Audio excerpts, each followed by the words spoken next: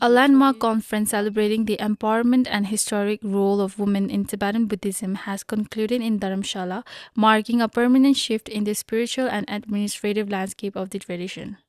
The two-day events, titled His Holiness the 14th Dalai Lama's Aspiration and Efforts, coincided with the year-long celebration for the spiritual leader's birthday held at the Dalai Lama Library and Archives. It brought together international scholars, high-level administrators, and more than 160 senior Buddhist nuns and practitioners. Organized by the Central Tibetan Administration alongside the Dalai Lama Trust, co-directed by the Tibetan Nuns Project and the Tibetan Women's Association, the conference sought to formalize and advance the spiritual and institutional rights of female practitioners. In a major historical milestone, the event featured the first ever presentation of specific prayers and portraits dedicated to 21 great female masters of India and Tibet, fulfilling a long-standing wish of the Dalai Lama to rectify the historical underrepresentation of women in Buddhist literature.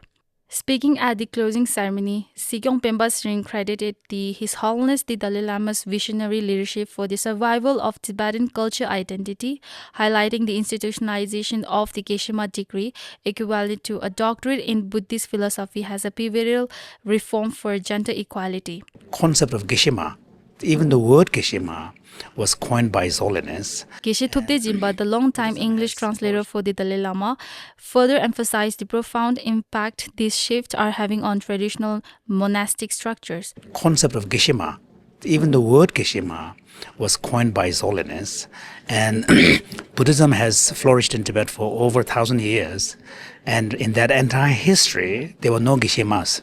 And for the first time, we now have Geshemas, and the beauty of the innovation of the Geshima idea is to really institute in the nunneries, advanced studies of Buddhism, just as we have in the great monastic universities like Sera Tribung and Ganden, so that we can have women who will have equal, attainment of, academic mastery, the scholarly mastery of these great Buddhist texts. So the first batch of Geshemas graduated in 2016, and now we see a lot of them.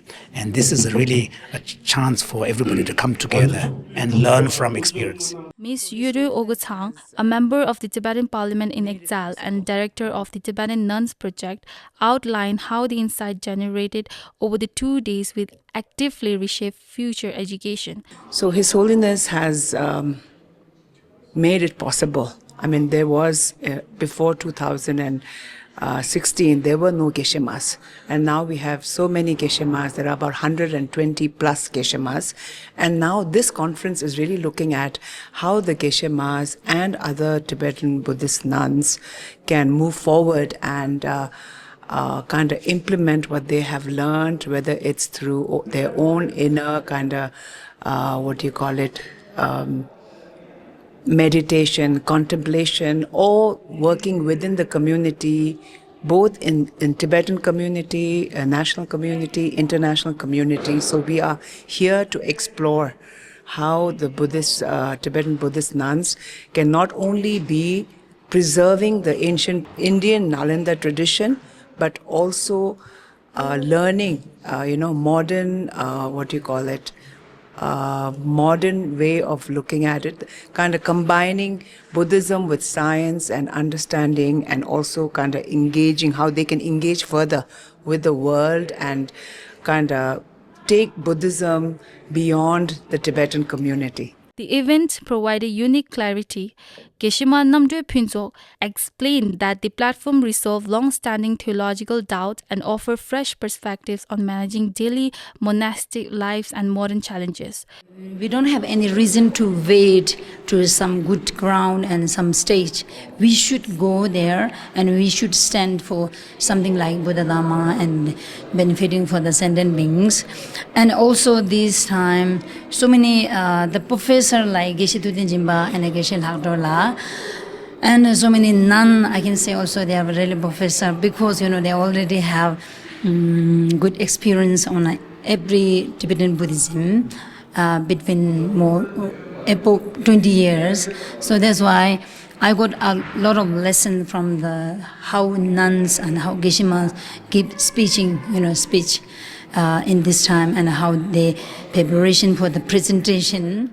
Further institutional backing was emphasized by Tsirinki, director of the Tibetan Women's Empowerment Desk, who detailed the systemic changes and being made to support female leadership. I think this conference is landmark in the sense that this is first ever such diverse Tibetan nuns across our community has come together, and that too with the vision of His Holiness the 14th Dalai Lama back in early 1980s, when he mentioned about the importance of having a women Geshema and Lupema in the community.